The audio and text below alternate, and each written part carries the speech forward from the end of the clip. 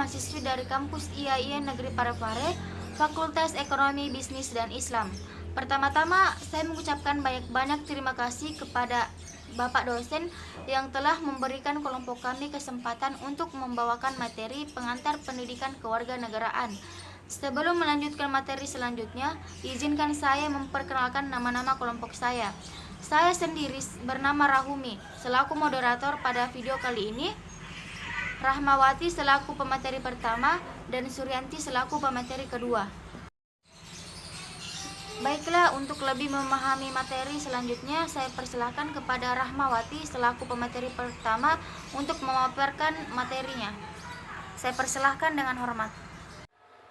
Baiklah, terima kasih atas kesempatan yang diberikan kepada saya. Jadi, saya akan membawakan materi mengenai pengantar pendidikan kewarganegaraan.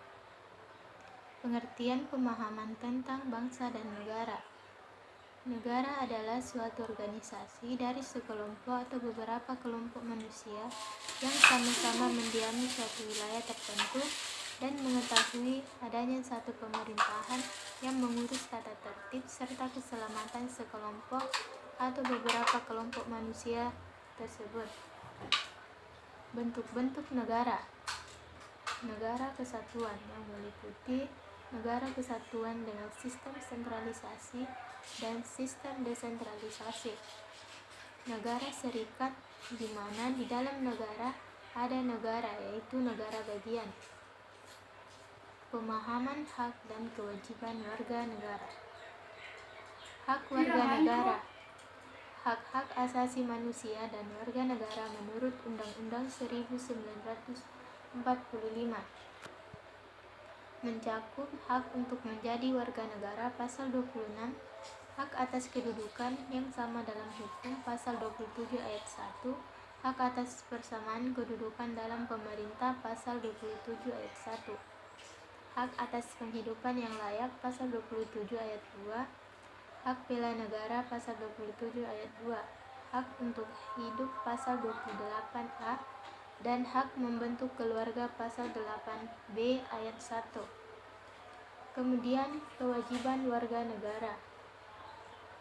Kewajiban warga negara antara lain melaksanakan aturan hukum, menghargai hak orang lain, memiliki informasi dan perhatian terhadap kebutuhan-kebutuhan masyarakat, melakukan kontrol terhadap para pemimpin dalam melakukan tugas-tugasnya, melakukan komunikasi dengan para wakil di sekolah, pemerintahan lokal, dan pemerintah nasional,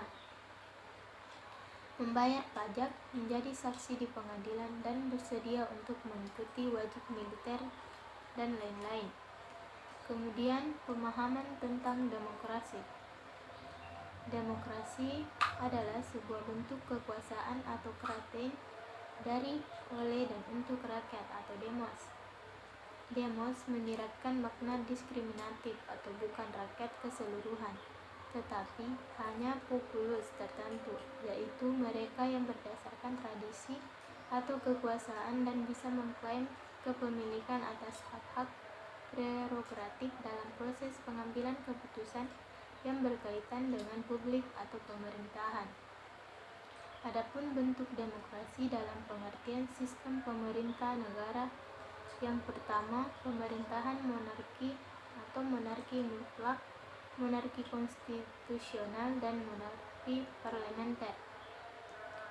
Kedua, pemerintah republik, yang berasal dari bahasa Latin res, yang artinya pemerintahan, dan publica, yang berarti rakyat. Dengan demikian dapat diartikan sebagai pemerintahan yang dijalankan oleh dan untuk kepentingan orang banyak. Klasifikasi sistem pemerintah mengenai model sistem pemerintahan negara ada 4 macam, yaitu sistem pemerintah diktator atau burjuis dan proletar, kemudian sistem pemerintahan parlementer, sistem pemerintahan presidensial, dan yang terakhir sistem pemerintahan campuran. Sekian dari saya kembalikan kepada moderator. Itulah tadi materi yang dipaparkan oleh teman saya Rahmawati. Materi yang dipaparkan sangat-sangat jelas Dan untuk materi selanjutnya saya mempersilahkan Saudari Suryanti untuk membacakan materinya. Silakan. Bismillahirrahmanirrahim. Terima kasih atas kesempatannya yang diberikan kepada saya. Saya akan membawa materi tentang pemahaman tentang demokrasi. Konsep demokrasi adalah suatu bentuk kekuasaan dari, oleh, dan untuk rakyat. Demos menyiratkan makna diskriminatif atau bukan rakyat keseluruhan, tetapi hanya populer tertentu, yaitu mereka yang berdasarkan tradisi atau kekuasaan dan bisa mengklaim kepemilikan atas hak-hak prerogatif dalam proses pengambilan keputusan yang berkaitan dengan urusan publik atau pemerintahan.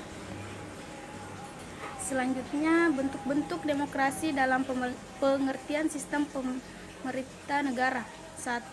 Pemerintah monarki. Yang kedua, pemerintahan republik. Adapun kualifikasi sistem pemerintahan mengenai modal sistem pemerintahan negara ada 4 macam, yaitu 1. Sistem pemerintahan diktator. Yang kedua, sistem pemerintahan parlementer. Yang ketiga, sistem pemerintahan presidensial. Yang keempat, sistem pemerintahan campuran.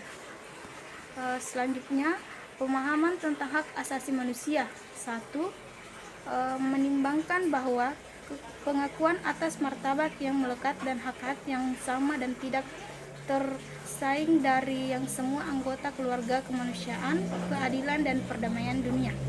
Yang kedua, menimbangkan bahwa keabaian dan memandang remeh dan hak-hak asasi manusia telah mengakibatkan perbuatan-perbuatan begis yang menimbulkan rasa kemarahan dalam hati nurani manusia, dan bahwa kebebasan berbicara dan agama serta kebebasan dari rasa takut dan kekurangan telah dinyatakan sebagai aspirasi tertinggi dari rakyat jelata. Yang ketiga, menimbangkan bahwa hak-hak manusia perlu dilindungi oleh peraturan hukum supaya tercipta perdamaian. Yang keempat, menimbangkan bahwa persahabatan atau negara-negara perlu dianjurkan. Yang kelima, menimbangkan bahwa negara-negara anggota PBB telah menyatakan penghargaan terhadap hak-hak asasi manusia, martabat penghargaan terhadap manusia baik laki-laki dan perempuan, serta meningkatkan kemajuan sosial dan tingkat kehidupan yang lebih baik dalam kemerdekaan yang luas. Baiklah, itulah tadi pemaparan dari kelompok kami. Adapun kesimpulannya adalah tentang hak dan kewajiban itu harus kita laksanakan sebagai warga negara yang baik.